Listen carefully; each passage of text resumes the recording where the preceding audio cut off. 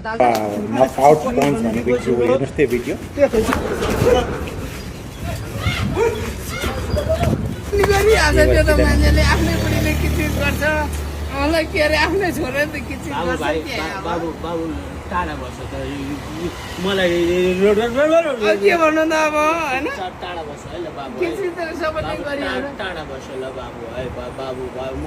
सम्झाउँछु हजुरलाई टाढा बस्छ है तपाईँको घर त्यो घर नभएको मान्छे भएको हुनाले अनि घर चाहिँ सबै पहिले पुर्ख्यौली घर चाहिँ चुप भए डिस्टर्ब तपाईँ यहाँनिर के चोर्नु आउँछ त्यसो भए टाढा बस्छ सिधै बताउनु टाढा बस्छ ल बाबु चोर्नु आउनु भयो यहाँ टाढा बस्छ ल बाबु है टाढा बस्छ चोर्नु आउनु भयो र यहाँ धेरै नहुँला टाढा बस्छ ल यहाँनिर पस्ने अनि अर्काको भोलिपल्ट के अरे अर्काको त्यो अहिले 2-4 दिन बस्ने अनि त्यहाँदेखि उ गरेर चोराउला फुटाउला भन्ने सोचेर आऊ यहाँ बाबुहरू यिनलाई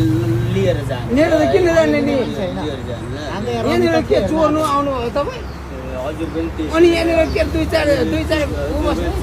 त्यसैको लागि मलाई के अरे यत्रो बिटा पैसा बोकेर हिँड्छ मलाई के अरे खाएको ठाउँमा तिर नाटक देखाएर हिँड्ने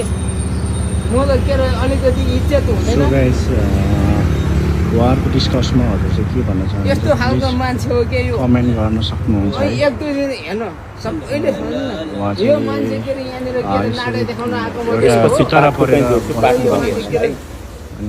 यो भिडियो पार्ट 9 सम्म छ र यो पुरै भिडियो हेर्नको लागि फलो गरिराख्नु र पार्ट 2 चाहिन्छ भने कमेन्टमा पार्ट 2 पनि लेख्नु है।